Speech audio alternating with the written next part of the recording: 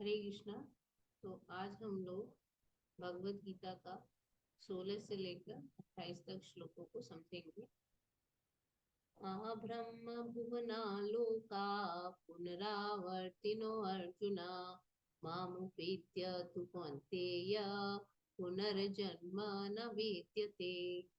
यहाँ पे भगवान जो है वो बता रहे हैं कि अर्जुन, आप ब्रह्म भुवनात् लोका, यानी कि ब्रह्मा जी के लोक से लेके नीचे के सारे लोग पुनरावर्तिनो। पुनरावर्तिनो का मतलब होता है आने जाने का, जन्म मरण का चक्कर लगा रहता। तो यहाँ पे भगवान कह रहे हैं कि ऊपर से लेके ब्रह्मा जी के लोक से लेके नीचे तक सारे लोकों में बार बार जन्म मृत्यु का चक्र लगा ही रहता है। तो माम उपेत्य माने अगर मुझे प्राप्त कर लो, मेरे धाम को प्राप्त कर लो, कौन्तेय पुनर्जन्म न विद्यते, तो वापस से पुनर्जन्म कभी भी नहीं हो। तो इस जगत में सर्वोच्च लोक से लेके निम्न तक सारे लोग दुखों के घर हैं। वहां जन्म मरण का चक्कर लगा रहे। ठीक है। और फिर बोल रहे हैं, लेकिन हे कुंती पुत्र, जो मेरे धाम को प्राप्त कर लेता है वह कभी जन्म नहीं लेता। तात्पर्य यहाँ पर प्रभुपाद समझा रहे हैं कि चाहे योगी कर्म योगी हो या ज्ञान योगी हो, हठ योगी हो, लेकिन उसको एंड में अगर भगवान कृष्ण के दिव्य धाम जाना है तो उसको भक्ति योग करना ही पड़ेगा और भगवान की धाम से वापस कभी आना नहीं पड़ता। तो इस मटेरियल जगत में सबसे ऊंचा लोक क्या है? जैसे ब्रह्मा जी का लोक है, स्वर्ग लोक आती है। ठीक है। तो वहां अगर आप चले गए तो वहां से आपको वहां पे जन्म मृत्यु से छुटकारा नहीं। स्वर्ग लोक में आनंद तो बहुत है लेकिन जन्म मृत्यु से छुटकारा नहीं। तो ये वापस से उन्हें पृथ्वी पर आना पड़ेगा, चाहे आप ब्रह्मलोक जाओ, चंद्रलोक, इंद्रलोक, कहीं भी जाओ। तो प्रभुपाद समझा रहे हैं कि छांदोग्य उपनिषद में ना एक पंचाग्नि विद्या का विधान है। पंचाग्नि में आपको रोज यज्ञ करना होता है। उससे आप ब्रह्मलोक को प्राप्त कर सकते हो। लेकिन अगर ब्रह्मलोक जाने के बाद, क्योंकि वहां बहुत आनंद होता है, स्वर्ग में भक्ति करना कभी डिफिकल्ट हो जाता है क्योंकि वहां मेटीरियल जो ऑपुलेंस है वो बहुत ज्यादा है। अगर यहाँ पे भी हम देखते हैं किसी के पास बहुत धन संपत्ति, ऐश्वर्य, वैभव, बहुत सुंदर पत्नी और सब कुछ है, तो वो इतनी भक्ति में मन नहीं लगता। उसी प्रकार से स्वर्ग आदि लोगों में भक्ति उतनी हो नहीं पाती है जो ऊपर के लोग।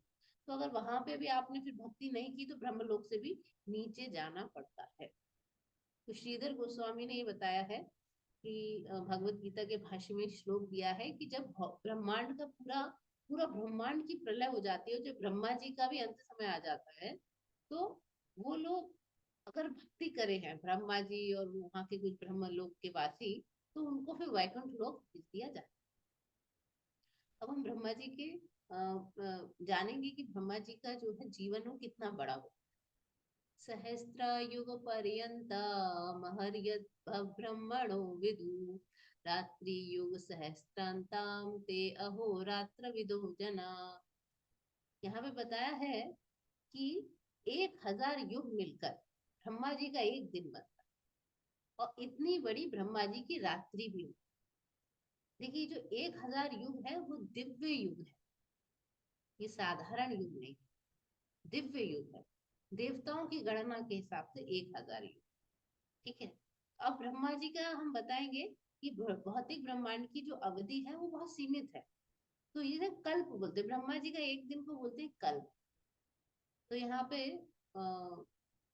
जो प्रभुपाद ने बताया है कि जो सतयुग था वहां पे ज्ञान धर्म का बोलबाला था। ठीक है। और पाप ऑलमोस्ट थे ही नहीं। और ये युग इतने साल तक चला, 17 लाख साल। फिर त्रेता युग में पापों का प्रारंभ हुआ, फिर उसका भी ड्यूरेशन प्रभुपाद ने दिया है। फिर द्वापर युग में और मतलब धर्म और सदाचार का ह्रास हुआ, पाप बढ़ने लगे, और ये 8,64,000 वर्ष चला। उसके बाद कलयुग है, चल रहा है, और ये 5,000 साल बीत चुके हैं। तो 4,27,000 साल और बचे। अब इसमें तो बहुत ज्यादा कल है, अज्ञान अधर्म पाप का प्राधान्य है और सदाचार का ऑलमोस्ट लोप हो चुका है। और इस युग के एंड में ये युग पूरा नहीं कर पाता अपना टाइमिंग, और भगवान कल की स्वयं अवतार धारण करते हैं, असुरों का संहार करते हैं। और वापस से फिर सतयुग का शुभारंभ। और ये वापस से फिर सतयुग, त्रेता युग, द्वापर युग, कलयुग, वापस से सतयुग, त्रेता युग, द्वापर युग, कलयुग। ये चक्र चलता रहता है निरंतर, जैसे पहिया घूमता रहता है ना, ऐसे ये चक्र चलता रहता है। तो जब ये 4 युग हो जाते हैं, चतुर्युग, जब 1000 बार, तो ब्रह्मा जी का एक दिन हो जाता है। और ऐसी उनकी एक, जब यही चतुर्युग 1000 बार हो गए तो एक दिन ब्रह्मा जी का, यही चतुर्युग 1000 बार हो गए तो ब्रह्मा जी की रात 12 घंटे। और ऐसे ब्रह्मा जी जो है 100 वर्ष तक जीते। और ये उनकी गणना प्रभुपाद ने लिखी है। तो इतनी लंबी जो है ब्रह्मा जी की आयु। तो इसके मैं बता रही हूँ, ये दिखा यहाँ पे जैसे लिखा है ना कि आयु इतनी लंबी, आप देखिए कितने जीरो लगेंगे, इतनी लंबी आयु है। तो ऐसा लग रहा है जैसे बिजली, लेकिन भगवान के सामने ये ऐसे है जैसे बिजली कौन गई, जैसे एक हल्की सी लाइट चमक के बंद हो जाती है ना, बस इतना ही टाइम है ब्रह्मा जी की लाइफ। जितना लंबा आपको टाइम दिख रहा है ना, ये उतना ही टाइम है जितनी देर में एक बिजली पहुंच जाती है। और ऐसे करोड़ों करोड़ों ब्रह्मा, जो कर्णानव समुद्र है, वो जैसे अटलांटिक सागर है, उसमें पानी की बुदबुदे होते हैं, डूब जाते हैं, बबल्स बनते हैं, ऐसे करोड़ों करोड़ों ब्रह्मा प्रकट होते हैं और मर जाते हैं भगवान महाविष्णु की एक श्वास में। तो ये जो ब्रह्मा है, ये इतनी कम है आयु। तो अब मैं आपको एक स्लाइड मैंने बनाई है ब्रह्मा जी की आयु के लिए, शेयर करती हूँ।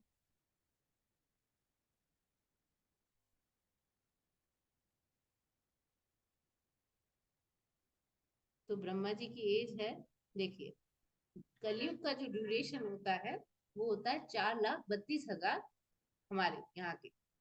ये दिव्य युग नहीं है, 4,32,000 ईयर्स, ह्यूमन ईयर्स, अर्थ ईयर्स। और जो द्वापर युग है वो कलयुग का 2 गुना होता है। तो 2 गुना का मतलब हो गया 8,64,000। और जो त्रेता युग होता है वो कलयुग का 3 गुना होता है, यानी 12,96,000। और जो सतयुग होता है वो कलयुग का 4 गुना होता है, तो 17,28,000। अब इन चारों को अगर हम जोड़ दें, एक चतुर्युग होता है, या इसे एक दिव्य युग कहते हैं, वन दिव्य युग, वन। तो ये हो गया 43,20,000। ठीक है। तो ये जो वन दिव्य युग है, ये ब्रह्मा जी के, इसमें जब ये 1000 बार आ जाता है, तो उसमें लिखा है ना सहस्त्र युग पर्यंतम, ब्रह्मा जी के जो 12 घंटे हैं वो 1000 दिव्य युग। ठीक है। तो 1000 दिव्य युग का मतलब एक दिव्य युग होता है 43,20,000 वर्ष, 43,20,000 ईयर्स। जब ये चतुर्युग 1000 बार रिपीट कर करके आते, बार बार रिपीट रिपीट रिपीट, तब जाकर ब्रह्मा जी के 12 घंटे होते, तब ब्रह्मा जी सोते हैं जाके, तब होती है प्रलय। यानी कि अब कलयुग आएगा तो उसके बाद जरूरी नहीं हर बार कलयुग के बाद प्रलय हो, हर बार कलयुग के बाद फिर से सतयुग शुरू हो जाता है। लेकिन भगवान जो बदमाश लोग हैं, जो पापी हैं, उन सबको मार डालते, तो वापस से कलयुग से सतयुग शुरू हो जाता है बिना किसी प्रलय।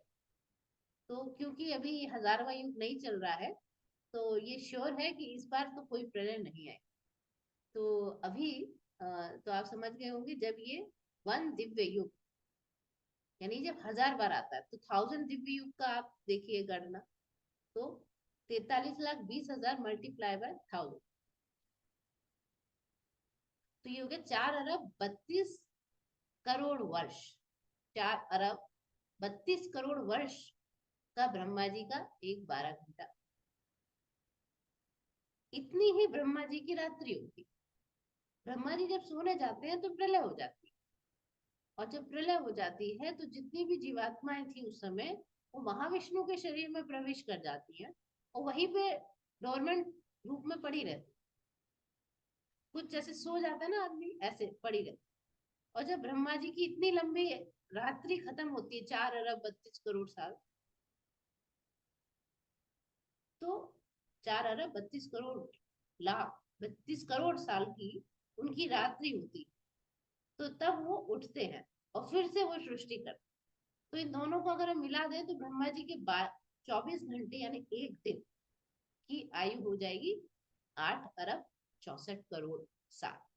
8 अरब 64 करोड़। तो 1000 दिव्य युग का मतलब क्या हुआ? 1000 × 43 लाख 20 हजार, क्योंकि एक दिव्य युग होता है 43 लाख 20 हजार साल। ठीक है, तो ये हो गया। और उसको हम डबल कर देंगे तो हमारे एक दिन ब्रह्मा जी के आ गए। अब उनके एक साल में हम 360 दिन लेके चलते हैं। तो 360 को अगर हम मल्टीप्लाई करें तो हमारा एक साल आता है ब्रह्मा जी। तो आप इसको काउंटिंग कर सकते हैं कि कितना करोड़ों अरबों जो है सालों की उनकी क्या हो गई, उनकी वो हो गई एक साल हो गया। और इसी को जब हम 100 साल ब्रह्मा जी के होते हैं, ब्रह्मा जी 100 साल जीते हैं, तो जो हमारी जो काउंटिंग आई थी पहले 360 से मल्टीप्लाई की थी, अब हम 100 से मल्टीप्लाई करते हैं। तो ये जो आपको दिख रहा है ये ब्रह्मा जी की आयु है। आप काउंटिंग कर लीजिए, ये इतने सारे जीरो। अब आप इसको अगर पढ़ेंगे हिंदी के हिसाब से तो इकाई दहाई सैकड़ा हजार 10,000 लाख 10 लाख करोड़ 10 करोड़ अरब 10 अरब खरब 10 खरब 10 खरब के बाद नील 10 नील 31 नील 10 खरब 40 अरब साल ब्रह्मा जी की आयु। और अगर इंग्लिश में हम इसको करें काउंटिंग मिलियन ट्रिलियन तो 311 ट्रिलियंस एंड 40 बिलियन ईयर्स। ये देखिए 31 नील 10 अरब 40 10 खरब 40 अरब साल ब्रह्मा जी की आयु, या 311 ट्रिलियन ईयर्स 40 बिलियन अर्थ। तो ये है ब्रह्मा जी की आयु। अब हमारी आयु कितनी है ब्रह्मा जी के साथ? 60 70 साल। 60 70 साल ब्रह्मा जी की आयु। Trillion trillion years. आप ब्रह्मा जी का एक दिन ही देख लीजिए, 12 घंटा देखिए। 12 घंटा कितनी है? इकाई दहाई सैकड़ा हजार 10,000 लाख 10 लाख करोड़ 10 करोड़ अरब 4 अरब 32 करोड़। ब्रह्मा जी के 12 घंटे 4 अरब 32 करोड़ साल है। तो हमारी आयु उनके सामने क्या है? तो जो ब्रह्मा जी की जो पूरी आयु है 100 साल की, इतनी लंबी है। और ये ब्रह्मा जी की आयु, ये ब्रह्मा जी की आयु महाविष्णु की एक सांस के बराबर। महाविष्णु सांस छोड़ते हैं तो ये सारे ब्रह्मांड प्रकट होते हैं, ब्रह्मा जी भी आते हैं, और जब वो सांस लेते हैं तो वापस उनके शरीर में समा जाते हैं। तो ये सारी जो आयु है ये महाविष्णु की एक सांस के बराबर। तो आगे हम उसको पढ़ेंगे। एक सेकंड।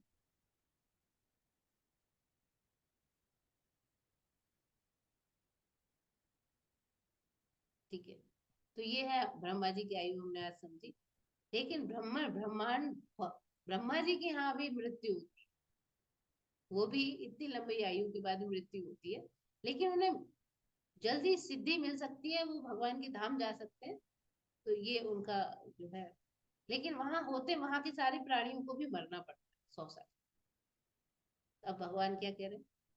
अव्यक्तादव्यक्तस्य सर्वा प्रभव अन्त्य अहरागमे रात्र्यागमे प्रलीयन्ते तत्रैव तत्रैव व्यक्त संज्ञके।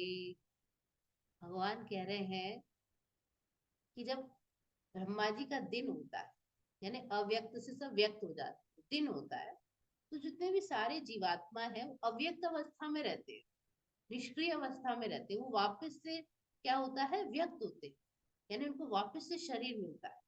ब्रह्मा जी जब को जन्म होता है या सो के उठते हैं तो वापस से सृष्टि करते हैं, और वापस से जो जीवात्माओं की जैसे जैसी उनकी डिजायर्स नहीं है वैसे वैसे उनको शरीर मिलता है। और जब वापस से उनकी रात्रि आती है ब्रह्मा जी, यानी कि जब वो दिन होता है तो वापस से रात्रि आती है तो वापस से वो विलीन हो जाते हैं, अव्यक्त हो जाते हैं। भूतग्राम स एवायं भूत्वा भूत्वा प्रलीयते रात्र्यागमे वशः पार्था प्रभव अत्यहरागमे। यहाँ कह रहे हैं कि जब ब्रह्मा जी का दिन आता है तो सारे जीव प्रकट होते हैं, और जब रात्रि आती है तो असहाय वत विलीन हो जाते हैं। अवशः हम नहीं चाहते कि हम मरे, विलीन हो, लेकिन हमको होना पड़ता है असहायवत। वो उनका टाइमिंग है, आपको जाना पड़े। प्रभुपाद तात्पर्य में लिख रहे हैं कि जो अल्पज्ञानी पुरुष हैं वही इस भौतिक जगत में बने रहना चाहते हैं और सोचते हैं मैं स्वर्ग लोग आदि प्राप्त हो जाए, लेकिन उससे वापस उनको आना पड़ता है इस पृथ्वी पर। वे ब्रह्मा का दिन होने पर इस जगत के उच्चतर निम्नतर लोगों में अपना कार्य करते हैं, लेकिन रात्रि जब ब्रह्मा जी की होती है तो वापस से नष्ट हो जाते हैं, तो भगवान विष्णु के शरीर में विलीन हो जाते हैं, उनकी मुक्ति नहीं होती है। कुछ टाइम तक के लिए, जब तक ब्रह्मा जी सोते हैं, ठीक है, तो 4 खरब 32 अरब ऐसे कुछ था ना, तो 32 करोड़, 4 अरब 32 करोड़ साल की ब्रह्मा जी की रात्रि होती है।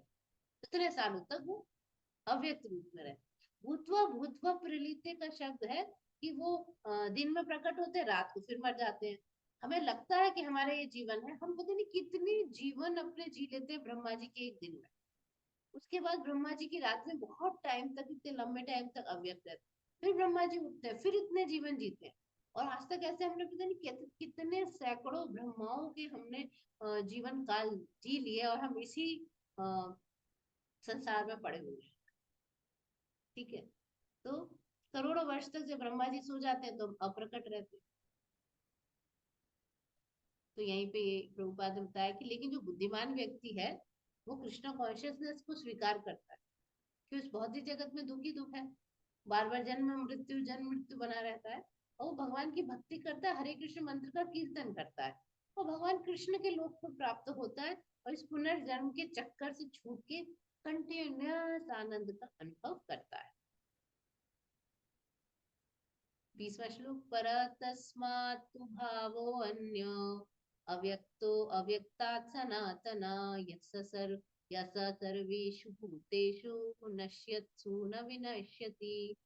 अब भगवान बता रहे हैं देखो, ये जो बार बार प्रकट हो रही है, ये प्रकृति नष्ट हो रही है, प्रकट हो रही है, नष्ट हो रही है, इसके परे भी एक अन्य अव्यक्त प्रकृति है। अव्यक्त माने जो दिखाई नहीं देती, लेकिन वो शाश्वत है।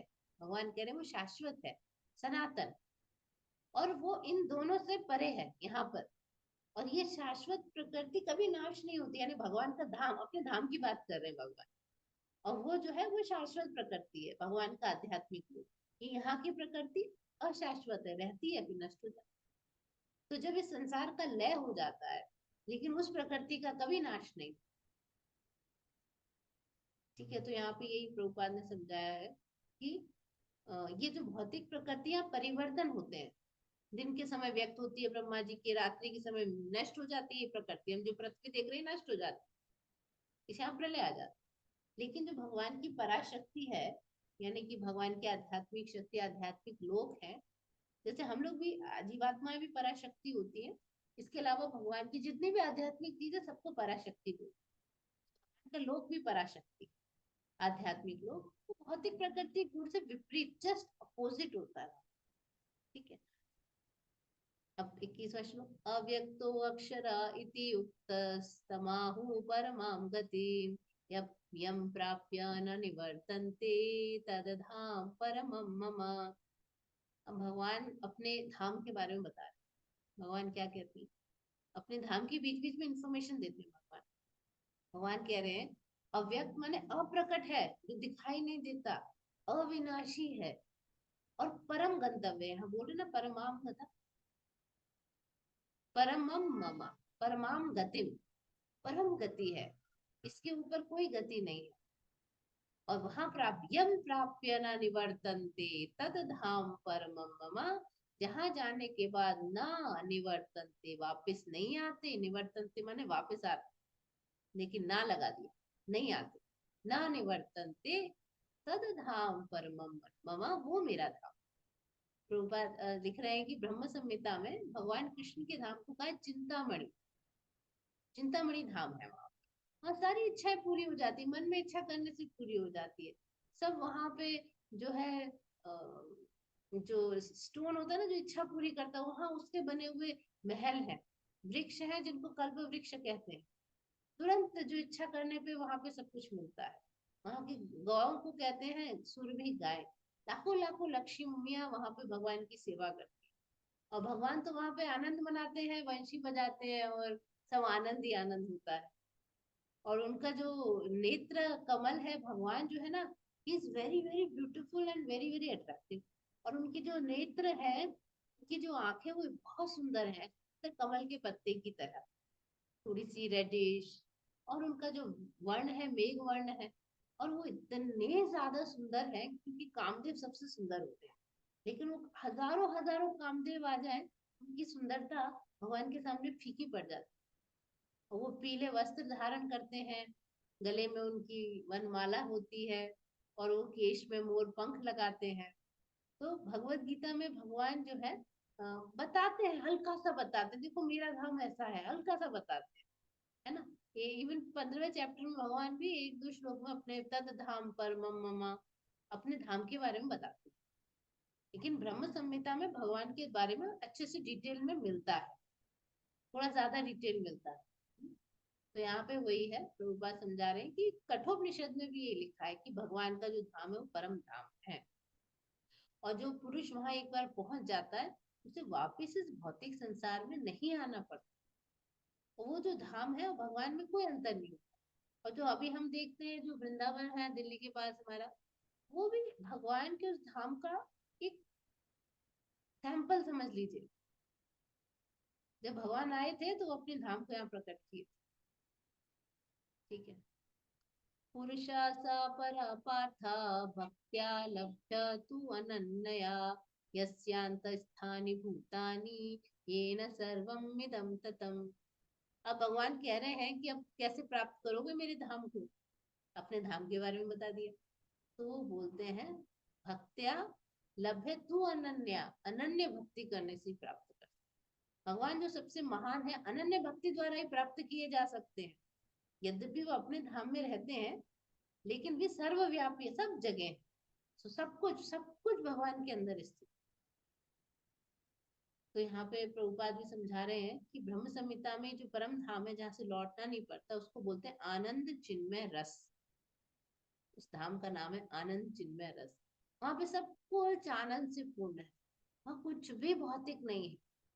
वहां पे हर चीज सजीव होती है, वहां की मिट्टी, वहां के पेड़, वहां के पत्थर, भगवान की गले की माला, भगवान की गले की कौस्तुभ मणि, सब सजीव है। ये कोई भौतिक चीजें नहीं है वहां। तो पराशक्ति की वजह से होता है। तो यहाँ पे प्रभुपाद वही लिख रहे हैं कि भगवान अपनी पराशक्ति के द्वारा वहां, अपराशक्ति के द्वारा एक्चुअली यहाँ उपस्थित रहते हैं। इसलिए भगवान हर जगह उपस्थित, क्योंकि भगवान की शक्ति है अपरा परा। ये जो भौतिक प्रकृति है वो भी भगवान की शक्ति है, इसलिए भगवान हर जगह। और साफ साफ लिखा है, भगवान के परम धाम में या किसी भी वैकुंठ लोक में आप सिर्फ भक्त्या, अनन्य भक्ति के द्वारा ही आप एंट्री आपको मिलेगी। ठीक है। तो यहाँ पे बताया है, गोपाल आपने उपनिषद का एग्जाम्पल दिया है प्रभुपाद ने।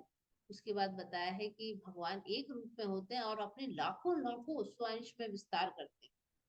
और उनके ऐसे लाखों करोड़ों जो है उनके वैकुंठ लोक है, एक आध वैकुंठ लोक नहीं है। ठीक है। और वैकुंठ लोक में भी भगवान कैसे रहते हैं, चतुर्भुज रूप में रहते हैं। और अनेक अनेक वैकुंठ लोकों में रहने वाले भगवान जो है वो अलग अलग नामों से रहते हैं, जैसे पुरुषोत्तम, त्रिविक्रम, केशव, माधव। ये चतुर्भुज भगवान वैकुंठ लोक है ये। भगवान पुरुषोत्तम का एक वैकुंठ लोक, त्रिविक्रम, केशव, माधव, अनिरुद्ध, ऋषिकेश, संकर्षण, प्रद्युम्न, श्रीधर, वासुदेव, दामोदर, जनार्दन, नारायण, वामन, पद्मनाभ इत्यादि। और ब्रह्म संहिता में भी पुष्टि है कि यद्यपि भगवान निरंतर अपने परम धाम में रहते हैं गोलोक में, लेकिन वो सर्वव्यापी। गोलोक एव निवसति अखिलात्म भूता। गोलोक में रहते हुए भी सब अखिलात्म भूता माने हर किसी के हृदय में भी। और वेदों में भी कहा है कि भगवान की शक्तियां इतनी व्यापक है कि अपनी शक्तियों के द्वारा वो जो है दूर से दूर की हर चीज के बारे में उनको सब कुछ पता है। उनकी शक्ति से हर चीज बिना किसी उसके, देखिए सूरज रोज उगता है अपने टाइम पे, हर चीज एकदम प्रॉपर तरीके से चलती है। अब जो है 23वां श्लोक। 23वां श्लोक है, यत्र काले त्वनावृत्तिम आवृत्तिम चैव योगिना प्रयाता यान्ति तं कालम वक्ष्यामि भरत ऋषभ। एक्चुअली यहाँ पे भगवान ने 4 श्लोकों में टॉपिक थोड़ा चेंज किया। अभी तक तो जो शुद्ध भक्ति की बात थोड़ी की थी भगवान ने, अब जो ज्ञान योगी है या कर्म योगी है या ध्यान योगी या हठ योगी है, उनकी कैसे मुक्ति होती है उसके बारे में भगवान ये 4 श्लोक में बताएंगे। तो भगवान क्या कह रहे हैं इसमें कि हे अर्जुन, अब मैं तुम्हें बताऊंगा कि किस किस टाइम पर कोई योगी अगर छोड़ता है शरीर तो वापस जन्म नहीं लेना पड़ता उसको और वो मुक्त हो जाता है। तात्पर्य, प्रभुपाद समझा रहे हैं कि जो भगवान के शरणागत भक्त है वो बिल्कुल चिंता मत करो कि अरे भगवान ने तो ये टाइम बताया था शरीर छोड़ने का, हम हमारा तो दूसरे टाइम पे छूट जाएगा। क्योंकि भक्त जो है वो भगवान पे डिपेंडेंट होता है, कृष्ण पे छोड़ देता है, तो भगवान उसको लेके जाते हैं अपने। ठीक है, तो यहाँ पर जो अनन्य भक्त नहीं है भगवान के, वो कर्म योग ज्ञान योग हठ योग जैसी और विधियों पे आश्रित है, उनके लिए टाइमिंग बताया किस टाइम पे आपको अपने शरीर त्यागना है। क्योंकि यहाँ से जो जाने के ना 2 रास्ते हैं, भगवान बताएंगे अगली श्लोक। रास्ते होते हैं, हमें ऐसा लगता था आकाश ऐसे ही निकल गई आत्मा कहीं से चल, नहीं, there is a way to go. चलने के रास्ते हैं, वो हमें दिखाई नहीं देते क्योंकि वो रास्ते इन भौतिक शरीर के रास्ते नहीं है, वो पराशक्ति आध्यात्मिक शक्ति के रास्ते, वो हमें दिखाई नहीं देते। प्रभुपाद लिख रहे हैं कि जो सिद्ध योगी होते हैं वो अपने हिसाब से अपने टाइम वगैरह, जैसे भीष्म पितामह ने कहा अभी नहीं मरूंगा तब मरूंगा, वो अपनी मर्जी से उन्होंने उत्तरायण में मरे, वो दक्षिणायन में नहीं। लेकिन अगर कोई योगी है और वो इतना तेज नहीं है, मतलब उतना उसको सिद्धि नहीं मिली है, तो या तो वो अचानक उसका शरीर छूटेगा और वो सही टाइम पे छूट गया ठीक, गलत टाइम पे छूटा तो वापस उसको आना पड़ेगा। ठीक है, तो उसके बाद भगवान बताते अग्निर्ज्योतिरः शुक्ला षण्मासा उत्तरायणम तत्र प्रयाता गच्छन्ति ब्रह्म ब्रह्म विदो जनः। अब भगवान कह रहे हैं कि जो परम ब्रह्म के ज्ञाता हैं, ये हर किसी के लिए बात नहीं हो रही। जो साधारण कर्मकांडी लोग हैं, ये उनके लिए बात नहीं हो रही है। अगर आप कहेंगे अच्छा वो तो कर्मकांडी था, हाँ वो मरा तो उस दिन शुक्ल पक्ष था, उस दिन उत्तरायण भी था, मतलब सूर्य उत्तरायण में चल रहा था, शुक्ल पक्ष था, डेट अच्छी थी, तो नहीं, ये जो चीज है वो अपने कर्मों के हिसाब से उसका रहेगा जन्म होना।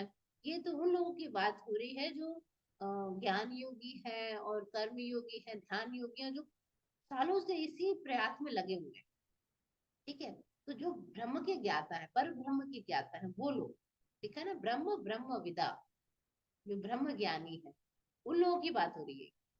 तो जो परब्रह्म की ज्ञाता है और जो अग्निदेव के प्रभाव में दिन में प्रकाश, है ना, दिन के शुभ क्षण में शुक्ल पक्ष में, या जब सूर्य उत्तरायण में रहता है, उन 6 मास में शरीर, संसार से शरीर त्याग करने पर उस पर ब्रह्म को प्राप्त।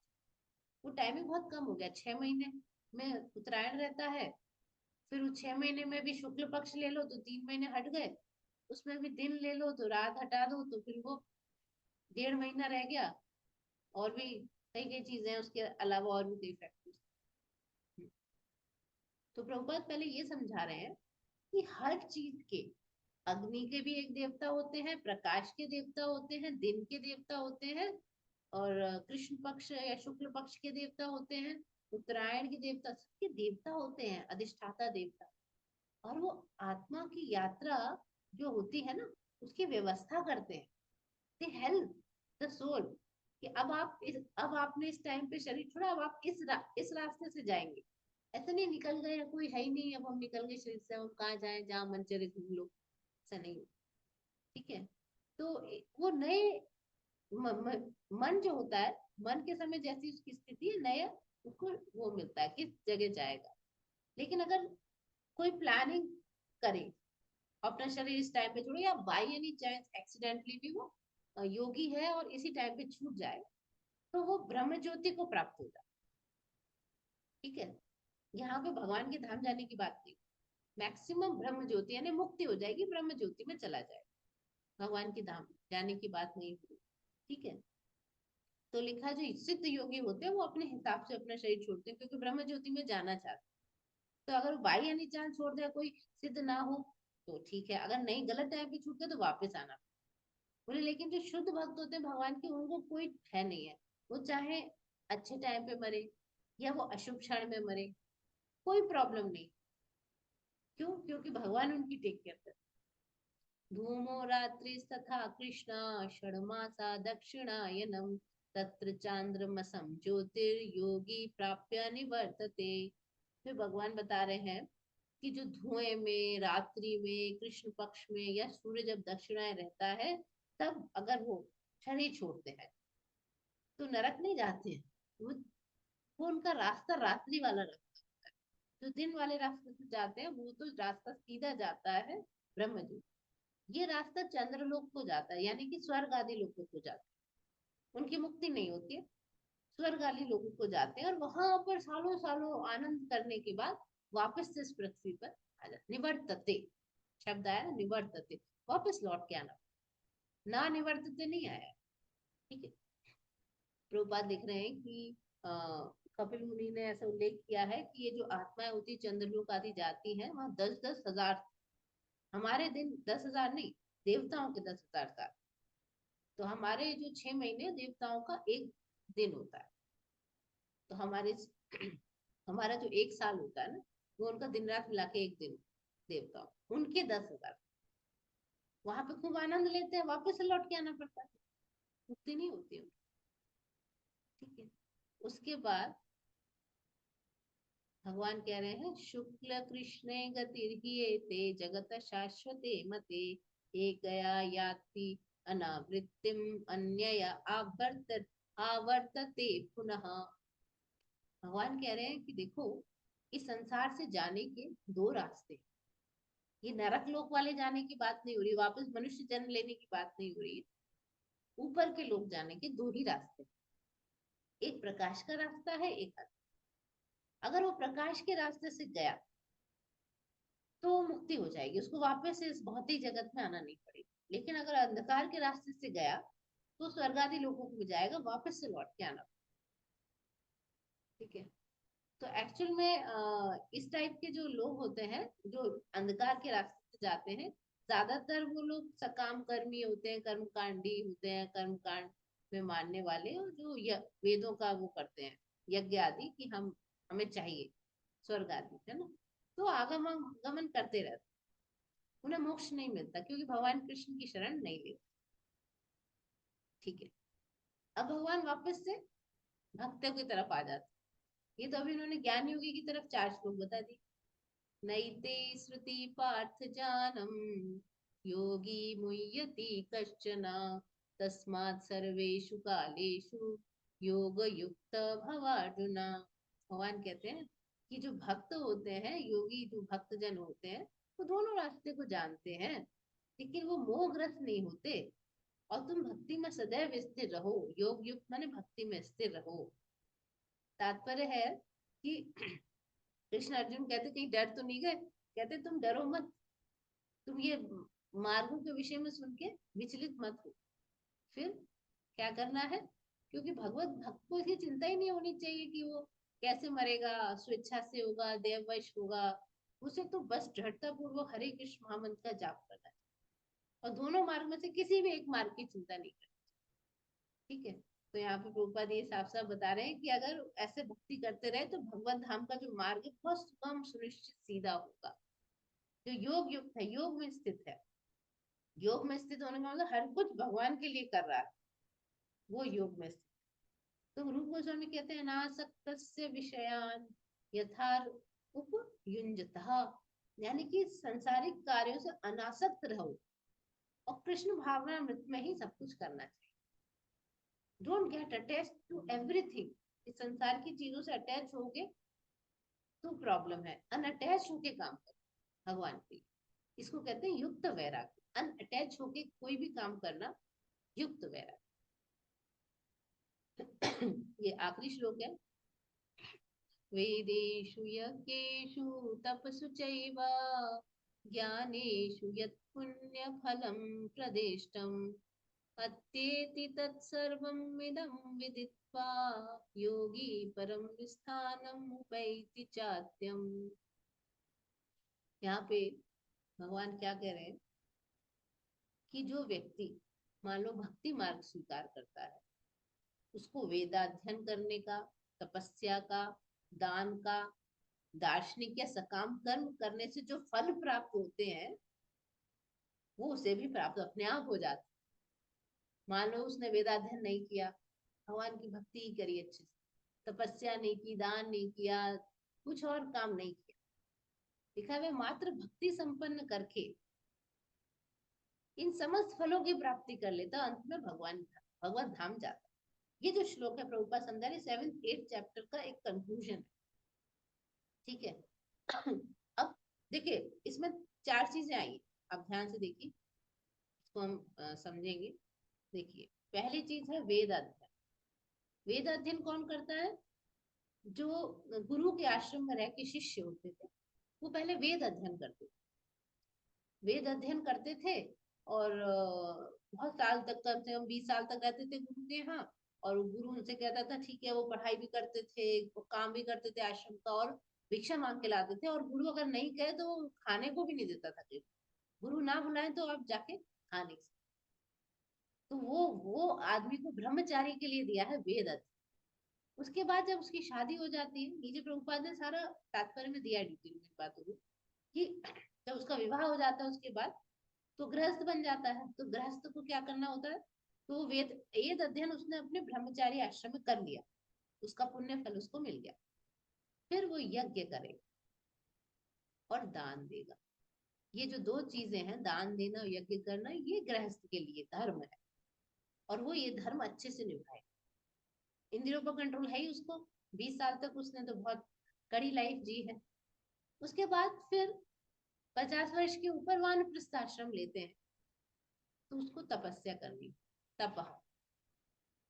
तो वो जो तपस्या करते हैं, तो तपस्या करने से बहुत कठोर तपस्या करनी पड़ती। ठीक है।